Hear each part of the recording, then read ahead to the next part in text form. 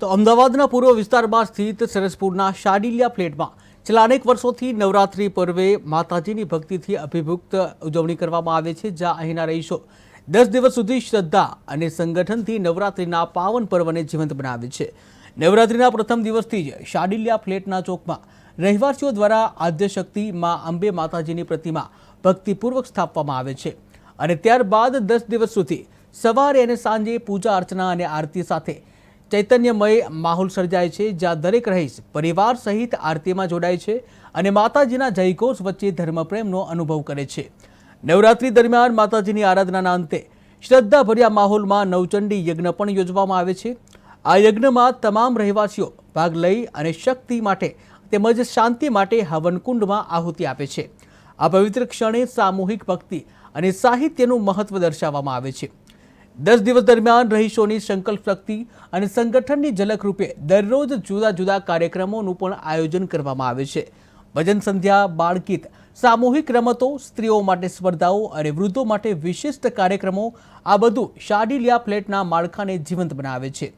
દરરોજ રાત્રે માતાજીની આરતી બાદ પૌરાણિક ગરબા તેમજ ડીજેના તાલે આધુનિક રાસ સાથે શાડિલિયા ફ્લેટના પરિવારજનો ઉમંગપૂર્વક ગરબે ઘૂમે છે। નાના બાળકો, યુવા પેઢી અને વૃદ્ધો બધા જ સાથે મળી એકતા અને સંસ્કૃતિની ઝલક રજૂ કરે છે। રંગીન કપડાં, ઝગમગતી લાઇટો અને શુભ શૃંગાર સાથે ગ્રાઉન્ડ એક તહેવાર રૂપ ધારણ કરે છે, જ્યાં શાડિલિયા ફ્લેટના રહીશો દ્વારા માતાજીના ચોકમાં સુંદર રંગોળી તૈયાર કરવામાં આવે છે। આ રંગોળી કેવળ રંગોથી નહોતી ભરી, પરંતુ તેમાં ભક્તિ, શ્રદ્ધા અને રહેવાસીઓની એકતાનું પ્રતિબિંબ જોવા મળતું હતું। દરેક રંગોમાં માતાજી છે એવી લાગણી અનુભવાતી હતી, જ્યાં શાડિલિયા ફ્લેટના નવરાત્રિ ઉજવણી એ ધાર્મિક અનુષ્ઠાનની સાથે સંસ્કૃતિ, સંગઠન, સમાજ ભાવના અને ભક્તિનો એક સુંદર મિશ્રણ છે।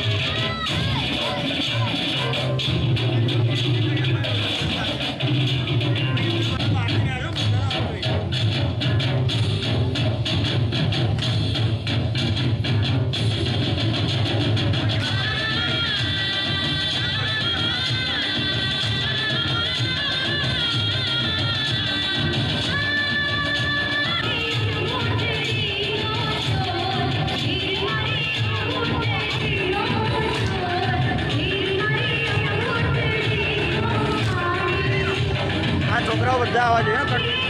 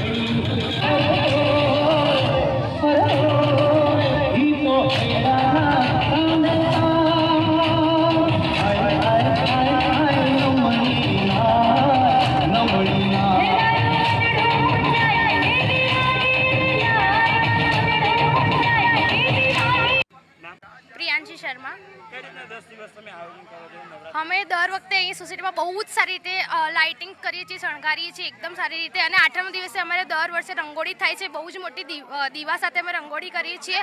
અને આઠમના દિવસે અમે બધા ટ્રેડિશનલ ફોલો કરીએ છીએ, એટલે બધા છોકરીઓ ચણિયા ચોલી અને છોકરાઓ ઝભ્ભો કુર્તો કેડિયું પહેરીને આવે છે. અને 10 દિવસ નાસ્તા પાણીનું ફૂલ આયોજન હોય છે. અને દશેરાના દિવસે હવન થાય છે.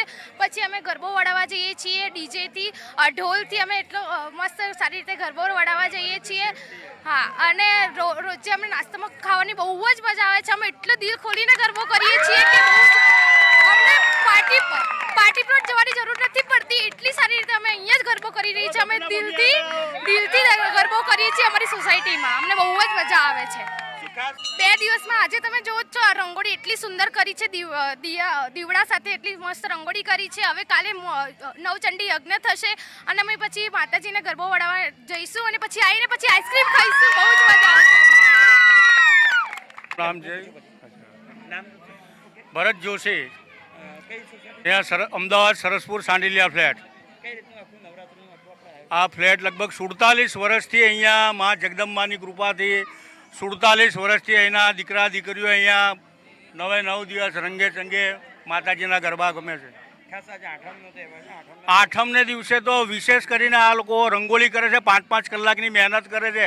અને મા જગદંબાની કૃપા કે આજે અમીછાંટણા ખાલી નાખીને માતાજીએ બી સ્ટોપ કરી નાખ્યું. અને શું કહેવા માંગશો નવરાત્રી તો આજે શ્રોતાઓને શું કહેવા માંગશો? નવરાત્રિની ઉજવણી સારી થાય છે અહીંયા અને બધા રંગે સંગે રમે છે. અને બીજું હમણાં વરસાદના હિસાબે પાર્ટી પ્લોટ બંધ છે એટલે અહીંયા ઘસારો અમારે વધારે છે. પાર્ટી પ્લોટ છોડી આજે શેરી ગરબાનું જે મહત્ત્વ છે એ માતાજીએ વરસાદ પાડી અને દર વર્ષે આયોજન કરીએ છીએ અને સ્પેશિયલી અમે આઠમે આવી રીતે રંગોળી કરીએ છીએ અહીંયા આગળ. અને માતાજીના આઠમના નિવેદ અમારે થાય છે. પછી અહીંયા આઠમે અમે ટ્રેડિશનલ બધા ગરબા માટે ટ્રેડિશનલ કપડાં પહેરીને અહીંયા ગરબા રમવા આવે છે બધા. શું આ વખતે ખાસ આયોજન એમાં ખાસ જે અમારે અહીંયા આગળ ખાસ ખેલૈયાના ગરબા અને જે ટ્રેડિશનલ અત્યારના જે ટ્રેન્ડના ગરબા ચાલે છે એના ઉપર જ ફોકસ કરીને લોકો ગરબા રમે છે અહીંયા આગળ. શું કહેવા માંગશો? શુભેચ્છા પાઠવશો નવરાત્રી? નવરાત્રિમાં અહીંયા બધા માતાજીના હેમખેમ ગરબા રમવા આવે છે. માતાજી બધાને ખુશ રાખે, સુખી રાખે.